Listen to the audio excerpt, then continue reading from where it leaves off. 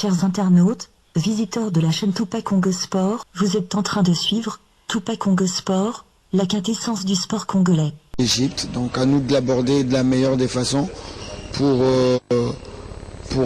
gagner, quoi. L'Égypte a 7 étoiles sur la poitrine, ça veut tout dire. Et le Ghana est quart de finaliste, demi-finaliste de 5 ans en suivant, je pense. Donc voilà, 2 adversaires très forts, 2 favoris. Sur ces 2 matchs-là, sur ce match-là, quel que soit l'adversaire, on est outsider. Donc voilà, on va tout faire pour essayer de ne pas rentrer avant le mois de janvier.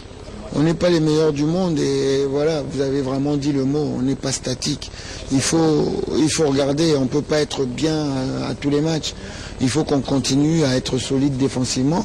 On a montré beaucoup de générosité pendant ces 3 matchs-là. Il faut qu'on garde ça, c'est une chose qu'on n'avait pas forcément avant. Il faut qu'on garde ça et qu'on améliore notre conservation du ballon. Donc voilà, il y a du travail et qu'on soit beaucoup moins perméable, surtout quand on a marqué.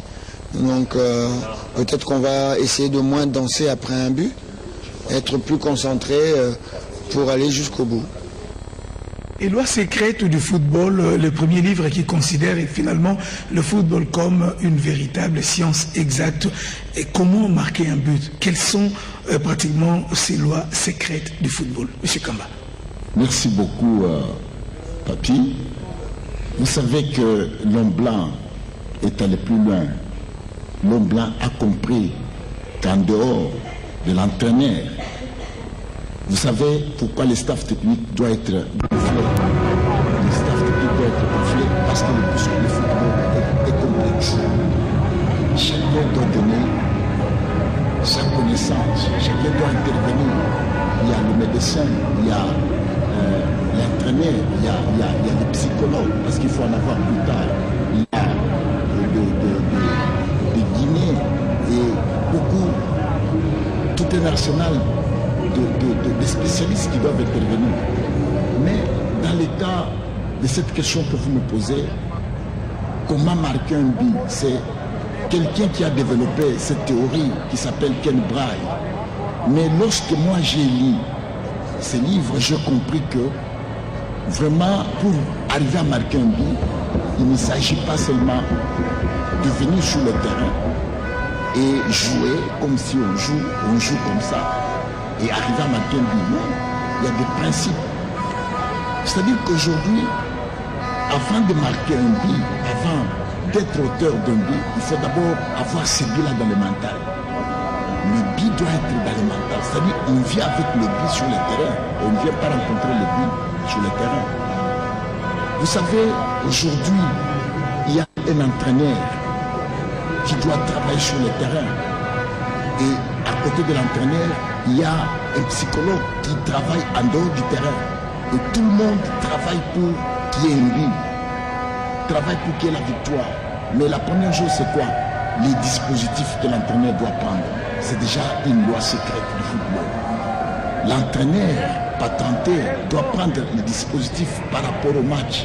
C'est-à-dire, il y a les dispositifs, les 4-3-3, il y a les dispositifs 4-2-4, il y a les dispositifs que le coach Bengue utilise souvent. Et en dehors des objectifs, en dehors des dispositifs, il y a les lois aérodynamiques qui influent sur la vitesse du ballon et son rebond. Il faut connaître aussi quelle est la trajectoire idéale d'un coup franc, d'un penalty, d'un corner. Vous avez vu le coup franc qui a été joué par notre joueur Paul-José Mpoku. Et vous savez que c'est quelqu'un qui sait comment mesurer la distance avant d'arriver à jouer le coup franc. Donc quelle est la loi qui est propre pour cette façon de jouer? En dehors de cela, il y a aussi la loi qui est beaucoup plus qu'on doit connaître, c'est les lois psychiques qui galvanisent le mental des joueurs. Quelles sont les lois, quelles sont les méthodes psychiques qui galvanisent le mental des joueurs? Parce que un joueur, comme je vous ai dit, les jours du match, c'est quelqu'un qui doit avoir un comportement, une attitude d'un gagnant. Alors, les joueurs, tellement que les matchs sont très médiatisés, je l'ai dit, il faut savoir comment préparer ce mental. Il faut l'armer psychologiquement. Il y a les armes mentales de base, il y a les armes mentales de performance, il y a les armes mentales très, très sensibles auxquelles on doit se référer. Ce sont des lois. Tout ça, ça nous aide à savoir comment il faut amener à marquer un but.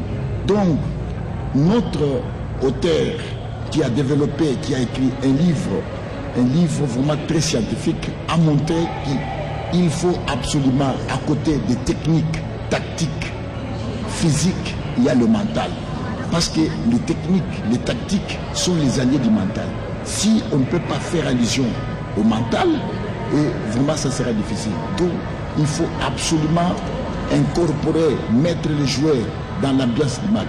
Parce que les gens ne connaissent pas. Lorsqu'on dit mental, le mental c'est quoi? Le mental c'est la combativité. Le mental c'est la gestion des émotions. Le mental c'est la concentration. Le mental, ça fait partie de la dynamique même du mental. D'ailleurs, il y a un autre ouvrage qui a été écrit par Marc Lévesque, même un autre ouvrage qui a été écrit par Isabelle Filiosa. Lui a parlé de la conscience en soi. Et c'est tout ça qui font que le joueur puisse avoir développé mental, lequel va lui permettre d'entrer dans les jeux et d'être performant. Voilà, donc on a saisi pratiquement toutes ces explications nous fournies par le psychologue Kamba Moukadi Mouana. Nous vous le rappelons, il est donc chef de travaux à l'UPN, psychologue du sport, il est coach mental.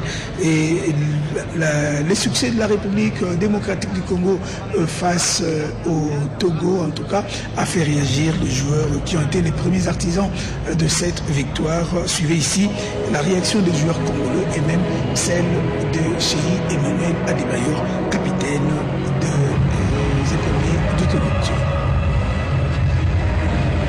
Il m'a dit joue ton jeu. Il m'a vu à l'entraînement ces derniers temps. Je pense qu'il a vu que j'étais prêt. Et pour moi c'était vraiment important. Vous savez, aujourd'hui j'ai eu 30 ans. Donc je voulais vraiment montrer au peuple congolais, à tous les fans, que le monde n'était pas fini. Parce qu'il y a beaucoup de gens qui disent des choses en dehors du terrain. Mais la meilleure des réponses c'est sur le terrain. Et on l'a montré d'une belle manière et on s'est qualifié. Maintenant, ça c'est mon cas personnel, mais dans un plan collectif, on a très bien joué. On a montré qu'on était au-dessus de cette équipe du Togo. Donc voilà, on va se reposer et on va regarder le match du Ghana et de l'Égypte demain pour voir contre qui on va jouer en quart de finale. On sait qu'arriver à ce stade-là, c'est difficile, toutes les équipes sont fortes. Mais on a vu une équipe du Congo aujourd'hui très forte face au Togo, supérieure au Togo. Donc voilà, moi je vais m'entraîner pour débuter le match, pour jouer. Et puis si le coach me met, je vais essayer de donner le maximum de moi comme je l'ai fait aujourd'hui. Et puis ça c'est vraiment un message au peuple congolais parce que je sais qu'on vit des temps difficiles et par le foot on peut leur redonner le sourire. J'ai un sentiment de satisfaction aujourd'hui parce que c'était le but de toute l'équipe de se qualifier pour le quart de finale. Donc aujourd'hui on est très content. Est-ce que c'était facile?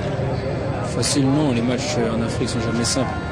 On a encore vu ce soir sur une pelouse très, très difficile face à une équipe du Togo qui avait rien à perdre justement. Donc non, c'était pas du tout facile. Mais on s'est rendu le match facile à un moment donné parce qu'on avait fait les efforts. Tupac Congo Sport, c'est un nouveau concept révolutionnaire mis en place par Tupac, le Moudjahidine du sport congolais.